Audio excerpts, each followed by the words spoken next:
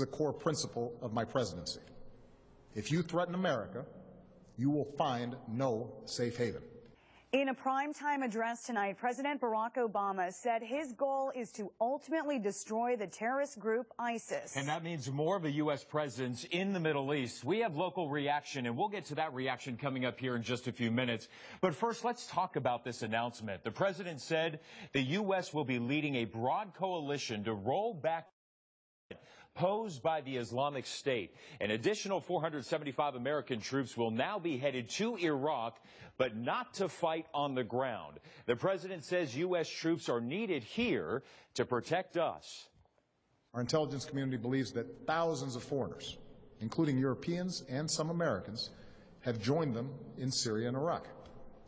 Trained and battle-hardened, these fighters could try to return to their home countries and carry out deadly attacks. The additional American soldiers will support allied troops, but will not have a combat mission.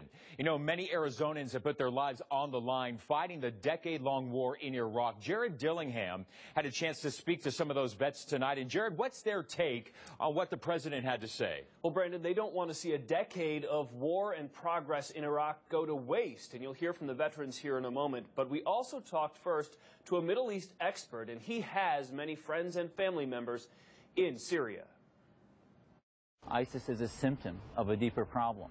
You cannot treat that without regime change in Syria. Dr. Zuhdi Jasser founded the American Islamic Forum for Democracy based in Phoenix. He's critical of the president's handling of the turmoil in the Middle East, but believes air support will reverse the tide of terror. Air support is really all the Free Syria Army needs to knock out both the Assad regime and ISIS. Is it difficult to support airstrikes that might endanger your friends and family who are there? It is very difficult, and I can tell you last August when we supported airstrikes, it was even more difficult because they were worried that bombing campaigns would include their neighborhoods. We also caught up with Iraq War veterans, meeting them at a veterans cemetery in Phoenix, relieved to hear the president lay out a plan. But what I do know is there needs to be clear metrics for success.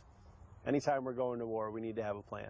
It's for the forces, both American and Iraqi forces, to know that there is a plan in place. Luis Camacho deployed 3 times to Iraq and says he and his fellow Marines struggled to watch areas they fought in fall to terror groups. I lost friends out there, lost a lot of myself out there as well, so it was tough to see that. Sitting here in front of this memorial, I've had soldiers, friends of mine that have died, that whatever decision they make, that they need to keep that in mind, that no decision is made lightly.